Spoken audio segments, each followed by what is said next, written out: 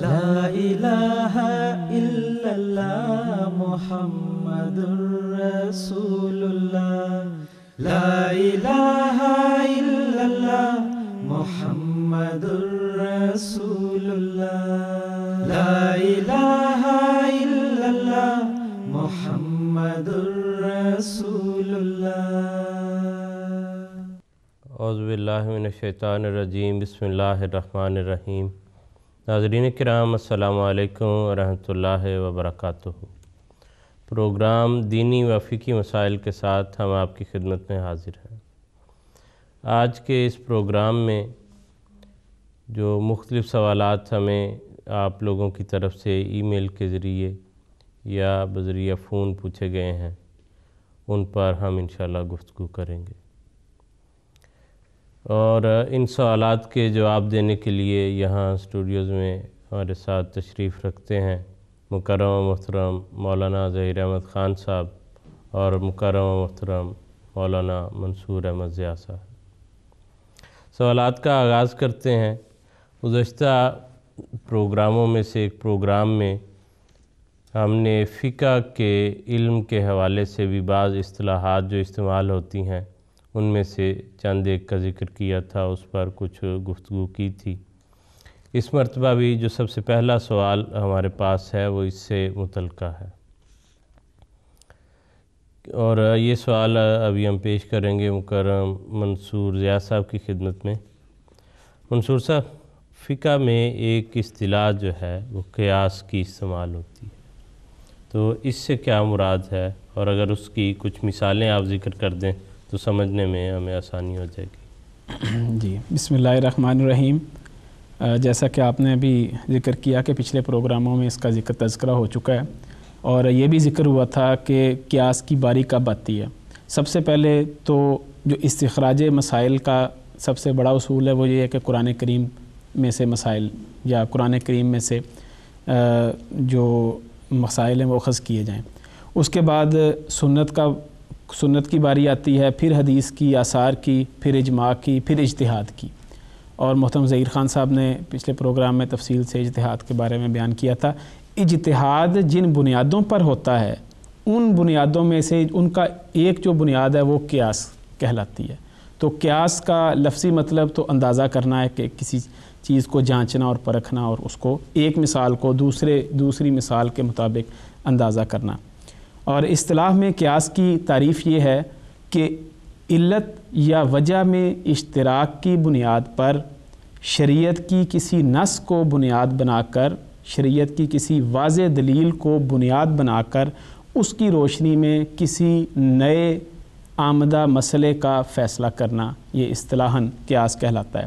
روزمرہ کے معمول میں اگر اس کی مثال دیکھی جائے تو اس طرح دیں گے کہ اگر ایک اسٹوڈنٹ کو فرسٹ آنے کی بنیاد پہ انعام ملا ہے، تو کل کو اگر کوئی دوسرا اسٹوڈنٹ بھی فرسٹ آتا ہے تو کہا جائے گا کہ اس کو بھی انعام ملنا چاہیے۔ اس کی وجہ یہ ہے کہ علت میں، یعنی ان کی جو وجہ ہے وہ ایک ہے، تو جس وجہ سے اس کو انعام ملا ہے اسی وجہ سے دوسرے کو بھی انعام ملنا چاہیے۔ پھر اسی طرح ایک مثال یہ دی جاتی ہے کہ جس طرح اگر ایک چور ہے، اس کو چوری کی وجہ سے سزا ملی تو دوسرے چور کو بھی چوری کی وجہ سے سزا ملنی چاہیے، کیونکہ وجوہات میں اشتراک موجود ہے۔ اور اگر اس کی مثال ہم یہ دیکھیں کہ شریعت نے جو احکامات دیے ہیں اس میں کوئی نہ کوئی حکمت، کوئی نہ کوئی وجہ ضرور بیان کی ہے۔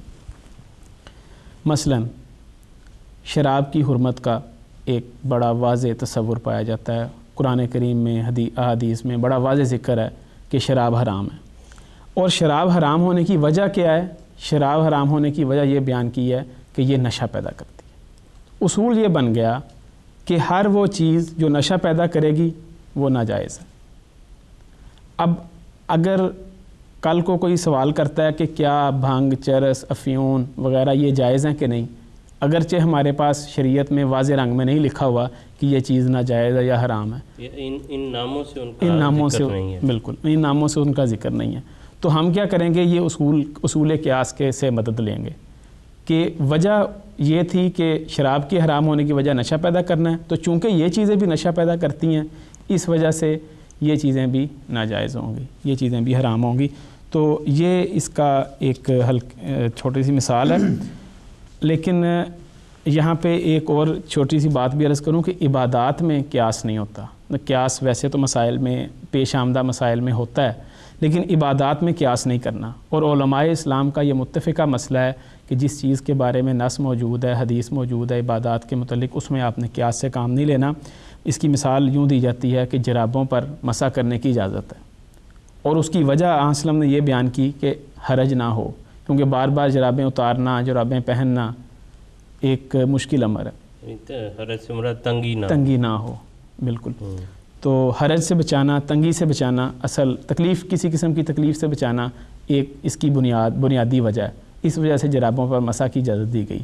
لیکن اگر کوئی یہ کہے کہ ہم بازو نہیں دھوئیں گے کیونکہ بار بار کوٹ اتارنا بڑا مشکل کام ہے, بار بار بازوں کو اوپر کرنا اور دھونے کے لیے نکالنا بڑا مشکل کام ہے, تو اس میں وجہ, اب دونوں میں وجہ مشترک ہے. جرابوں پر مسح کرنے کی وجہ تکلیف سے بچنا, یہ بازو نہ دھونے کی وجہ تکلیف سے بچنا. اب دونوں کی علتیں مشترک ہیں لیکن حکم مشترک نہیں ہوگا. اس کی وجہ یہ ہے کہ حدیث میں واضح نص موجود ہے کہ حضرت صلی اللہ علیہ وسلم نے تنگی, تکلیف اور حرج کے باوجود بڑی مشکل سے آستینوں میں سے اپنے بازو نکال کر دھوئے تھے ان کو. تو جہاں پہ واضح نص موجود ہے وہاں پہ قیاس سے کام نہیں لیا جا سکتا. تو یہ اس کا ایک چھوٹا سا حضرت امام ابو حنیفہ کا واقعہ مجھے یاد آ رہا ہے. تو حضرت امام ابو حنیفہ کے متعلق رحمہ اللہ کے متعلق ملتا ہے کہ وہ قیاس سے بہت کام لیتے تھے. تاریخ میں ملتا ہے کہ ایک مرتبہ ان کو امام ابو جعفر صادق رحمہ اللہ نے روک لیا اور کہنے لگے کہ آپ وہ ہیں جو حدیثوں کی مخالفت کرتے ہیں قیاس کے ذریعے سے. انہوں نے کہا نہیں, میں تو نہیں کبھی ایسے کیا. انہوں نے کہا اچھا کیا آپ کے متعلق مشہور کیوں ہیں؟ انہوں نے کہا آپ میرے پاس بیٹھے, میں آپ کو بتاتا ہوں. مجھے یہ بتائیں کہ مرد زیادہ کمزور ہے کہ عورت؟ انہوں نے کہا کہ عورت زیادہ کمزور ہے. انہوں نے کہا اچھا یہ بتائیں وراثت میں مرد کا کتنا حصہ ہے اور عورت کا کتنا حصہ ہے؟ انہوں نے کہا عورت کا حصہ کم ہے, مرد کا حصہ دوگنا ہے. انہوں نے کہا اگر میں قیاس سے کام لیتا تو میرے نزدیک یہ ہونا چاہیے تھا کہ عورت کو دوگنا حصہ ملے کیونکہ وہ کمزور ہے, لیکن میں اس مسئلے کو نہیں مانتا. دوسری انہوں نے یہ مثال پیش کی کہ یہ بتائیں کہ روزہ افضل ہے کہ نماز؟ انہوں نے کہا نماز افضل ہے کیونکہ نماز کی زیادہ تاکید ملتی ہے, تو روزے سال میں ایک مرتبہ آتا ہے. تو اس کے بعد انہوں نے کہا اچھا مجھے یہ بتائیں کہ اگر عورت مخصوص ایام میں ہو اور بعد میں اسے وہ روزے پورے کرے گی کہ نماز پوری کرے گی؟ انہوں نے کہا روزے پورے کرے گی, نماز نہیں پوری کرے گی. اس پر امام ابو حنیفہ رحمہ اللہ نے فرمایا کہ اگر میں قیاس سے کام لیتا تو میں یہ بنیاد بناتا کہ چونکہ روزہ افضل ہے, نماز افضل ہے, اس لیے نماز کی قضا ضروری ہے, روزے کی قضا ضروری نہیں ہے. لیکن میں نے قیاس سے کام نہیں لیا. تو اس سے بھی, اس مکالمے سے بھی پتہ لگتا ہے کہ جو عبادات کا جہاں پہ حصہ آ گیا, جہاں پہ شریعت کی کوئی نص موجود ہے, تو وہاں پہ قیاس بالکل پیچھے چلا جائے گا, قیاس کی کوئی حیثیت نہیں رہے گی. حضرت مسیح موعود السلام کا میں ایک واقعہ عرض کرتا ہوں. ایک شخص نے حضرت مسیح موعود السلام سے پوچھا کہ مرغی کی گردن بلی اتار کر لے گئی ہے اور مرغی پھڑک رہی ہے, کیا اس کو ذبح کر لیا جائے؟ تو حضرت مسیح موعود علیہ السلام نے فرمایا کہ ایسے مسائل میں اصول کے طور پر یاد رکھو کہ دین میں صرف قیاس کرنا سخت منع ہے. قیاس وہ جائز ہے جو قرآن و حدیث سے مستنبط ہو. ہمارا دین منقولی طور سے ہمارے پاس پہنچا ہے, پس اگر حضرت صلی اللہ علیہ وسلم سے کوئی ایسی حدیث ثابت ہو جائے تو ٹھیک, ورنہ کیا ضرورت ہے دو چار آنے کے لیے ایمان میں خلل ڈالنے کی. تو یہ حضور نے واضح فرما دیا کہ قیاس کی صورت قیاس جو ہے اس صورت میں جہاں پر ملتا نہیں شریعت میں کہ آپ ان معاملات میں قیاس کر سکتے ہیں, وہاں پر نہیں کرنا چاہیے.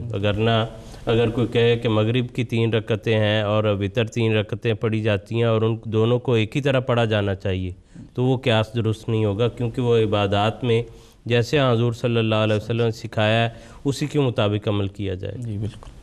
حضرت علی رضی اللہ تعالیٰ عنہ کا ایک واقعہ جو ہے وہ مجھے یاد آ گیا کہ حضرت علی نے یہ رضی اللہ تعالیٰ عنہ نے یہ فرمایا کہ پاؤں کے مسح کے متعلق حضور نے فرمایا کہ اگر میں اپنی طرف سے قیاس کرتا, اپنی رائے پہ عمل کرتا, تو میں یہ سمجھتا کہ اگر مسح کرنا ہو تو اس کے پاؤں کے جو نیچے والا حصہ ہے، تلوے ہیں، ان پہ ہاتھ پھیرا جائے، کیونکہ اگر کوئی مٹی لگی ہے، کوئی چیز لگی ہے تو ان پہ ہو سکتی ہے۔ لیکن فرمایا کہ میں نے حضور صلی اللہ علیہ وسلم کو یوں مسح کرتے دیکھا ہے کہ پاؤں کے اوپر والے حصے پہ جو ہے ہاتھ پھیر کے مسح کرتے تھے، تو اس لیے ہم اسی کے مطابق جو ہے وہ کریں گے، نہ کہ اپنے پاس سے قیاس کر کے کسی بات کا تو کوئی اور راہ جو ہے وہ اختیار کریں گے۔ تو جیسے آپ نے دونوں حصے جو ہیں اس کے بیان فرما دیے ہیں کہ جو معاملات ہیں ان میں ملتے جلتے احکامات پر ایک قیاس کر کے، اندازہ رکھ کے، اس کی وجوہات کو مشترک جان کے نئے جو آمدہ مسائل ہیں ان کے متعلق انسان شریعت سے رہنمائی لے سکتا ہے۔ لیکن جو عبادات ہیں ان میں ایک جیسی چیزوں کو دوسرے پر قیاس کر کے نہیں، بلکہ جو اس کی تفسیر ملتی ہے، جس طرح سکھائی گئی ہیں، ان کو اسی طرح فالو کیا جائے گا۔ بالکل، حضرت مسلم اور رضی اللہ تعالیٰ عنہ کا واقعہ مجھے یاد آ گیا کہ حضور فرماتے ہیں کہ میرا عقیدہ تھا کہ سجدے میں قرآنی دعائیں پڑھی جا سکتی ہیں، تو اور میرا بڑا زبردست عقیدہ تھا کہ سجدے میں قرآنی دعائیں پڑھنی چاہیے، لیکن کہتے ہیں ایک دن مجھے حدیث میں یہ ارشاد مل گیا کہ سجدے میں قرآنی دعائیں نہیں پڑھنی۔ کہتے ہیں اب لاکھ میرا قیاس یہ کہے کہ نہیں سجدے میں قرآنی دعائیں پڑھنی ہیں، لیکن جب حضرت صلی اللہ علیہ وسلم نے بیان فرما دیا تو پھر میرا قیاس ایک سائڈ پہ ہو گیا، اور عبادات میں وہی اصول جو حضرت صلی اللہ علیہ وسلم نے بیان کیا وہی چلے گا۔ جی بالکل ٹھیک، جزاک اللہ۔ منصور صاحب آگے چلتے ہیں، ہمارے پاس اگلا سوال جو ہے ظہیر صاحب، اس کا تعلق عید سے ہے، عید قربانی کی عید جو ہے۔ کسی دوست نے یہ پوچھا تھا کہ اگر کسی کو عید پر مکمل قربانی کی توفیق نہ ہو، یعنی جتنی رقم اس کے لیے کوئی جانور خریدنے کے لیے درکار ہے وہ نہیں، تو کہتے ہیں کچھ رقم چندے میں دینے سے یا اور کسی نیک کام کے لیے خرچ کرنے سے اس کی قربانی شمار ہو جائے گی؟ اس کا جو مختصر جواب تو وہی ہے جو حضرت اقدس مسیح موعود علیہ السلام نے اسی قسم کے ایک سوال پہ ارشاد فرمایا کہ حضور نے فرمایا کہ قربانی تو قربانی ہونے سے ہوگی، چندے میں یا کسی مسکین فنڈ میں پیسے دینے سے قربانی نہیں ہو جاتی۔ تو جس طرح ابھی بات ہو رہی تھی قیاسی کی، تو یہ بھی اسی قسم کی بات ہے اصل میں، کہ کوئی عبادات میں اور جہاں پہ واضح دلیل، واضح نص، ثبوت حضور صلی اللہ علیہ وسلم کی سنت موجود ہے، تو وہاں پہ تو اس قسم کے اپنے اندازے نہیں چلتے۔ عبادات خاص طور پہ نیکیاں حضور صلی اللہ علیہ وسلم نے، چونکہ آپ ایک ایسے کامل انسان تھے، آپ انسان بھی کامل تھے اور نبی بھی وہ تھے جو نبیوں کے سردار تھے، اس لیے قیامت تک کے لیے آنے والے لوگوں کے لیے عبادات کے لیے، نیکیوں کے لیے بڑا واضح اور کشادہ اور کھلا رستہ خود دکھا دیا ہے۔ اس لیے ان باتوں میں جس طرح بات ہو رہی تھی کہ اسی لیے علماء نے کہا ہے کہ عبادات میں قیاس اسی لیے نہیں ہو سکتا کہ حضور صلی اللہ علیہ وسلم سے بڑھ کے اور کسی نے کیا عبادت کرنی ہے، حضور صلی اللہ علیہ وسلم سے بڑھ کے اور کسی نے کیا نیکی کرنی ہے۔ تو نیکیاں یہاں چونکہ اس میں نیکی کی بات ہو رہی ہے، تو حضور صلی اللہ علیہ وسلم نے بڑے واضح طور پہ ہر چیز بیان کر دی۔ قربانی کے موقع پہ قربانیاں کی، جب حج پہ گئے تو 100 اونٹوں کی قربانیاں لے کے گئے، حج پہ نہیں گئے تو عید کے موقع پہ، عید الاضحیٰ کے موقع پہ قربانیاں کی اور ایک سے زائد قربانیاں کرتے رہے۔ اسی طرح جب خدا کی راہ میں دینے کا معاملہ آیا ہے تو اتنا دیا کہ کبھی بھی آپ کے پاس کبھی جمع ہی نہیں ہوا کہ آپ صاحب زکوٰۃ ہوں۔ تو اس لیے وہ ہر نیکی کے لیے ایک رستہ بیان کر دیا۔ حضرت اقدس مسیح موعود علیہ السلام کا جو میں نے ارشاد کا ذکر کیا تھا وہ پڑھ دیتا ہوں تاکہ بات پوری طرح واضح ہو جائے گی۔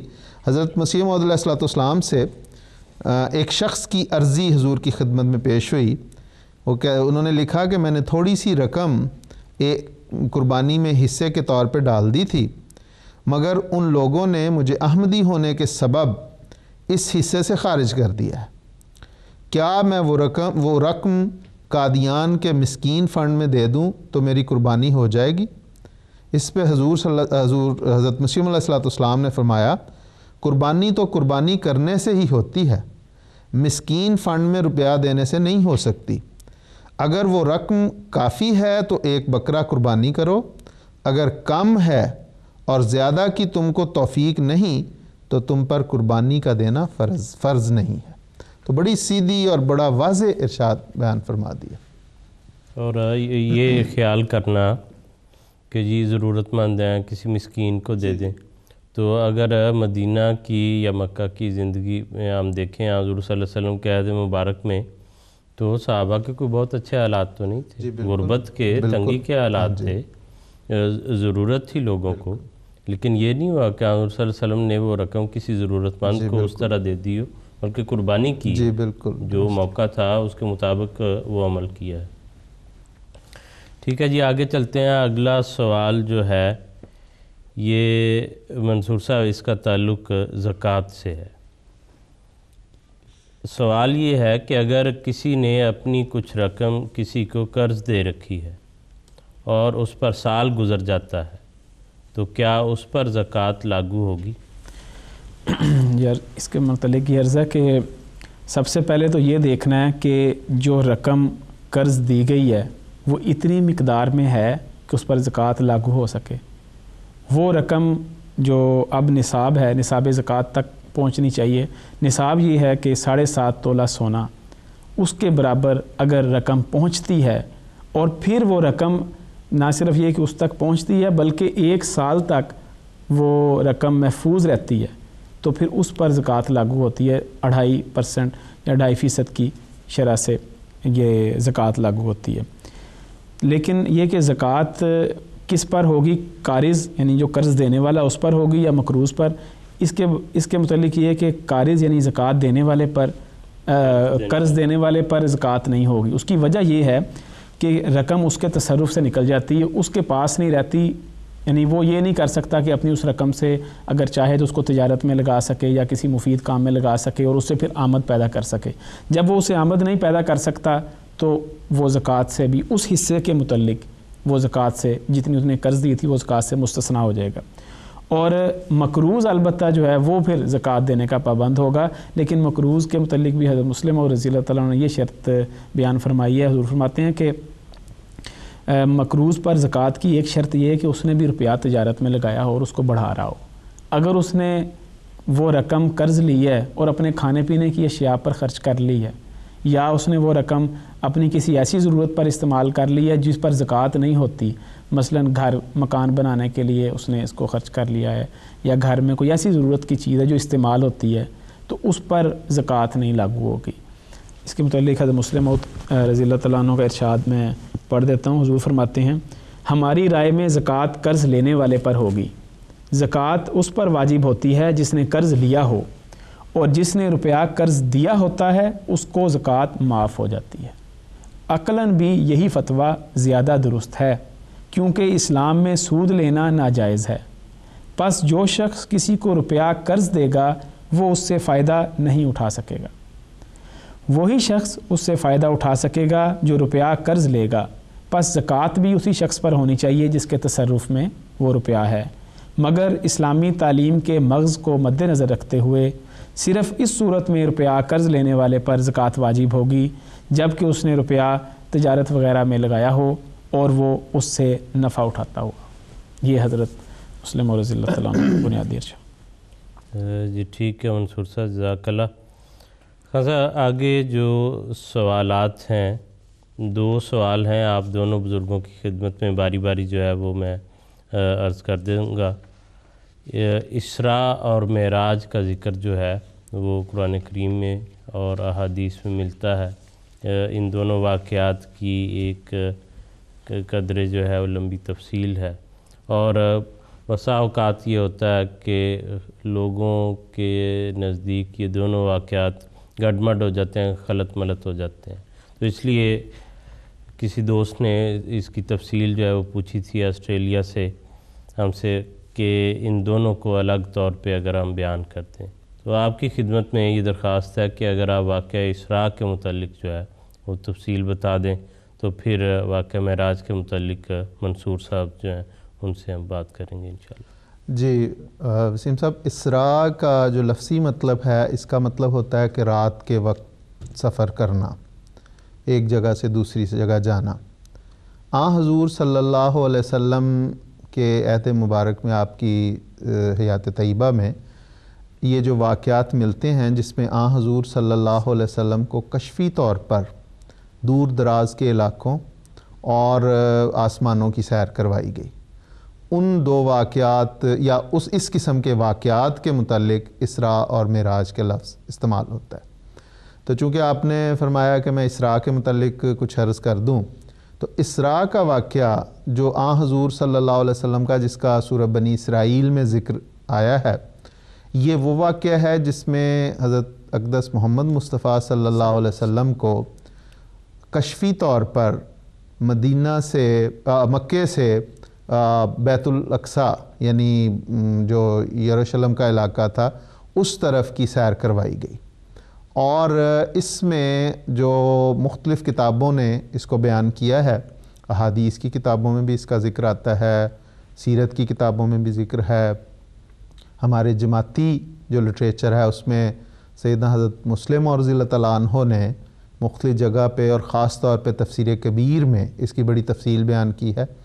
حضرت صاحبزادہ مرزا بشیر احمد صاحب نے سیرت خاتم النبیین میں اس کی تفصیل بیان کی ہوئی ہے۔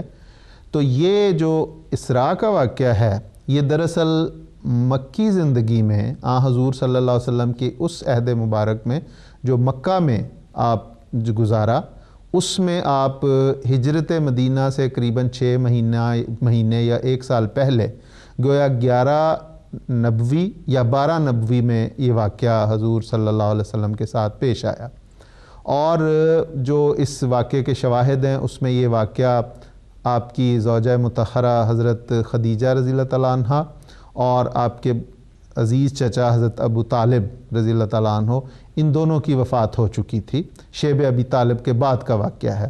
اور اس واقعے کے متعلق یہ بھی آتا ہے کہ اس وقت حضور اپنی چچا زاد حضرت ام ہانی کے ہاں اس رات قیام فرما تھے جب آپ کو یہ اسراء یعنی رات کے وقت کشفی طور پر بیت الاقصیٰ کی سیر کروائی گئی۔ اس واقعے میں کہتے ہیں کہ کشفی جب حضرت جبریل حضور صلی اللہ علیہ وسلم کی خدمت اقدس میں حاضر ہوئے اور آپ کے پاس ایک براق تھا، براق ایک ایسے جانور کے لیے لفظ استعمال ہوتا ہے جو بہت تیز رفتار ہو، تو وہ براق لایا گیا، اور جب آن حضور صلی اللہ علیہ وسلم اس پہ سوار ہونے لگے تو یہ جو واقعہ ہے میں نے جیسے عرض کی کہ حدیث کی مختلف کتابوں میں یہ بیان ہوا ہے۔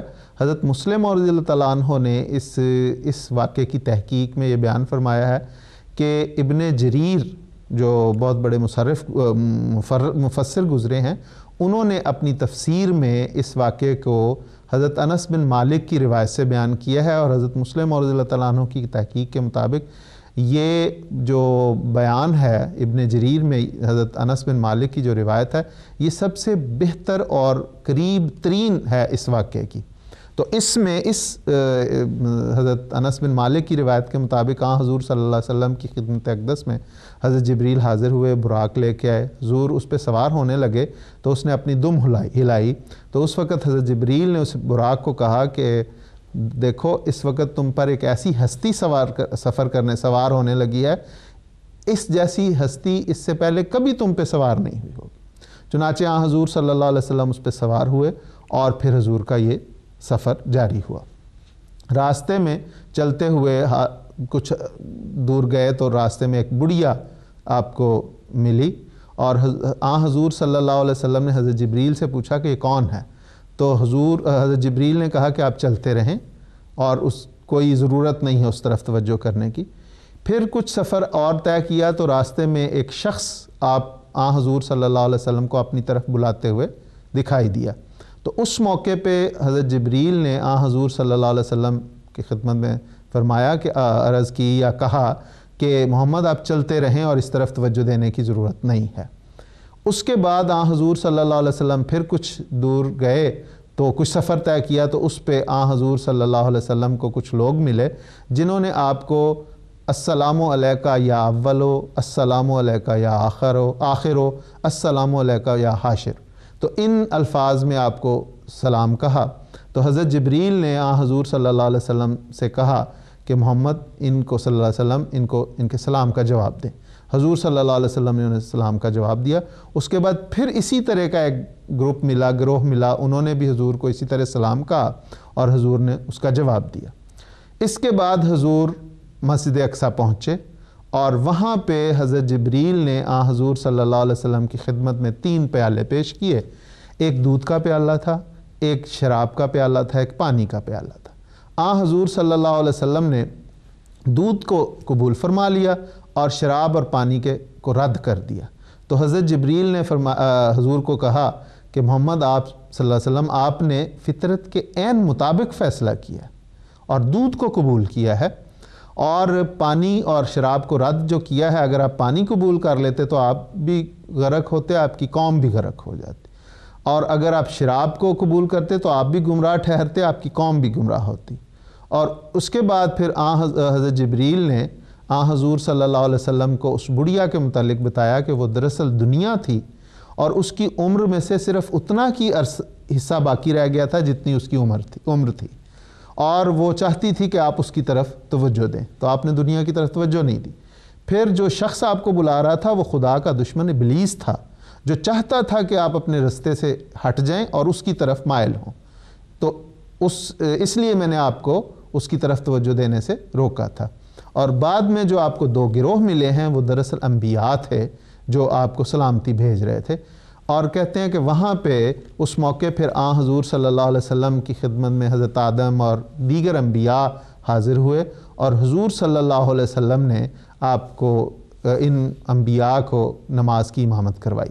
تو دراصل اس واقعے میں حضور صلی اللہ علیہ وسلم کو جو ایک قسم کی خوشخبری دی گئی تھی کہ آپ کا اب جو مکہ سے ہے ہجرت کی ایک لحاظ سے آپ کو تیاری کی کروائی گئی تھی کہ اب روحانی اور جسمانی لحاظ سے آپ نے یہاں سے نکلنا ہے، اور آپ کا تعلق ایسے لوگوں سے، اس وقت تو یہاں پہ صرف مشرکین مکہ کے ساتھ آپ کا تعلق ہے، آپ یہاں سے اب ایک ایسے علاقے میں جانے والے ہیں جہاں پہ آپ کو اہل کتاب سے بھی واسطہ پڑھنا ہے.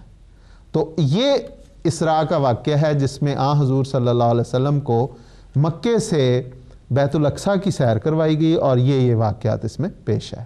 تو یہ مختصر اس کا. تو یہ جو اس کے متعلق جو ہے خیال کیا جاتا ہے کہ ظاہراً وہ کوئی ایسا سفر تھا، کیا یہ کوئی ظاہری سفر تھا؟ دیکھیں نا، اگر وسیم صاحب دیکھا جائے تو ایک رات میں حضور وہاں گئے اور پھر واپس حضور آ گئے، اور حضور وہاں اٹھے، حضرت ام ہانی کے گھر ٹھہرے ہوئے تھے، اور ان کی گواہی یہ ہے کہ حضور ساری رات وہیں رہے ہیں. آپ کا جسد جو تھا، آپ کا جسم مبارک وہیں اسی چارپائی پہ اسی بستر پہ رہا ہے، آپ کہیں نہیں گئے. لیکن اور پھر دوسرا عملاً بھی کہ جتنا وہ سفر ہے اور اس زمانے میں جتنی مرضی تیز رفتار اس زمانے کے لحاظ سے کوئی سواری لے لی جائے، ایک رات میں مکے سے بیت الاقصیٰ جا کے واپس آنا ناممکن تھا. تو اس لیے یہ، اور پھر جو خاص طور پہ اس میں واقعات بیان ہو رہے ہیں، حضور بڑھیا کو دنیا کے ساتھ حضرت جبرائیل مماثلت بیان کر رہے ہیں، اس شخص کو ابلیس قرار دے رہے ہیں، انبیاء کا ملنا. پھر تو یہ بھی دیکھا جائے گا کہ وہ ظاہری طور پہ ملے ہوں، اور پھر حضور صلی اللہ علیہ وسلم پھر دن کے وہ ساری وہاں پہ لوگوں نے بھی دیکھا ہو کہ انبیاء سارے اکٹھے ہوئے ہیں، وہ امامت ہو رہی ہے، لیکن ایسی کسی کی گواہی وہاں موجود نہیں ہے کہ حضور صلی اللہ علیہ وسلم اس رات وہاں پہ بیت المقدس گئے ہوں، وہاں پہ انبیاء آئے ہوں، ان کی امامت کروائی ہو.